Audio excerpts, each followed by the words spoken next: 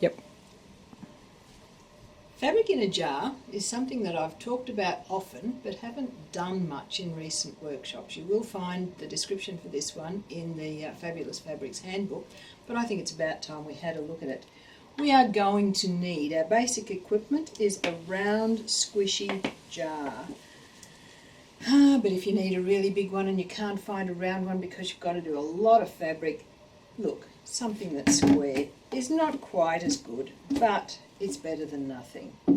Handy hint, buy all your family nuts for Christmas. Make sure they're in plastic jars, but tell them you want the jars back, and you will have plenty of plastic jars. This is a really non-messy process actually, and you'll be amazed at how much fabric you can fit into a small jar. So here I've got quite a large bit. I'm going to roughly concertina that, just flip, flip, flip, flip, flip, flip, flip it up between my fingers. I don't mind that bit of cotton hanging down there, that'll go in there and become part of the pattern. And I'm going to wind it into the jar. Don't roll your fabric. If you roll your fabric, you're not going to get the patterning that you can see here. So all of the samples I have on the front of my desk have been done with the fabric done with the weave of the fabric. I'm just winding that in quite randomly, but going sort of around the edges of the jar and poke that in. There's still plenty of room in that jar for me to add some more fabric. And I should be able to fit in this piece. This is just a bit smaller than a fat quarter. This time we'll do it diagonally and you get a totally different pattern. So we can see the diagonal on the pink red piece. As we're going corner to corner, you really do need to lay this one flat to get it concertinaed. But not a concertina. No, it's not a neat concertina. Just fairly random. And again, we will wind that in. At this point we're thinking, we don't want this too tight. And with a bit of luck, yes, this one will just fit. So we don't want it squished down so tightly that there's no movement. But we also don't want to put the lid on and have the fabric bouncing around in the jar. Now to add the colour. I am going to use my 1/4 concentrate, 3/4 water mixers, and it's much easier to apply the colour with dispenser bottles than it is with the maxi bottles or spraying. You just couldn't do spraying into this one. But if you wanted to use the lighter colours that you've got mixed up in these bottles, the paler colours, simply put them into a dispenser bottle, pop the dispenser cap on it, and you're ready for action. So it's up to you as to the colour strength that you want to use. I'm going to use green and lime for this project. Caps are open. Turn them as far as they will go. And we simply pop the nozzle into the bottle and try to squeeze that colour down the side of the jar. I'm just going to try to alternate the two colours that I'm using. Then, having got that far, we'll pop a little bit down into the middle. This is not a technique for those of you who want specific things happening. Your colour choice is also quite important for this one. I like to use colours that are side by side, analogous colours, on the colour chart, on the colour circle, because they're not going to turn to mud. We know that any two complementary colours on opposite sides of the colour circle are going to give you brown, or have your fabric turn to plasticine grey if you put too many colours in. We know what happened to our plasticine or Play-Doh when we were kids.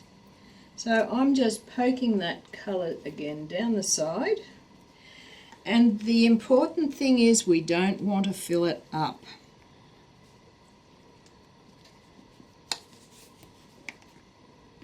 With colour. Seeing some of your fabric colour, in this case white, in there is quite okay. I think I have just about put enough in there. In this size jar, I know that I will use around about 1/3 to 1/2 bottle of diluted colour of each colour.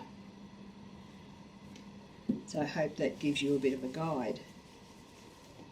Now for the fun bit. The lid goes on and we shake. This is going to be hard. And we rattle and we roll. And just get stuck into it. You certainly couldn't do this in a glass jar.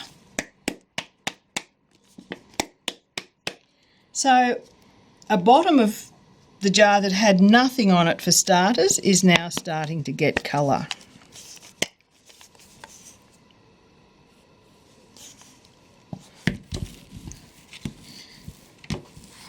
That was easy. The next bit's really hard. We're going to have to wait. We're going to put that somewhere in the house where we pass by regularly. I'm going to suggest somewhere like the kettle. We go make a cup of tea, you have a look and think, okay, what's going on in there? And you give it another shake, rattle and roll. This time you might like to sit the container upside down. Make sure the lid's on properly. And next time you make a cup of tea, you have another look, shake, rattle and roll. And you think, okay, there's a little bit there where there's not a lot of colour, so you might find a coffee cup or something. And you'll sit the jar in it there.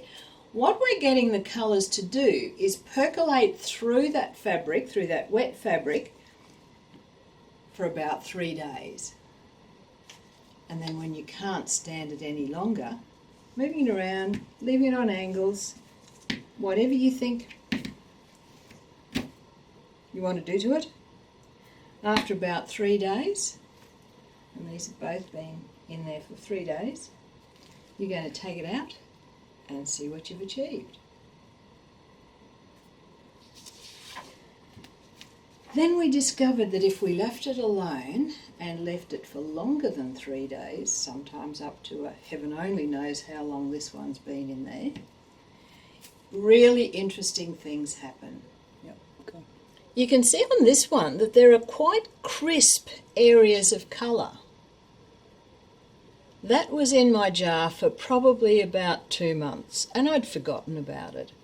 When I took it out of the jar, it was ugly, it was smelly. I thought, this one's good for the bin. Oh no, you know I won't waste anything. Let's put it on the line and see what's happened. That's what happened. So then we started to think, well, I wonder if we can use this as a general rule. And the good news is, yes, we can.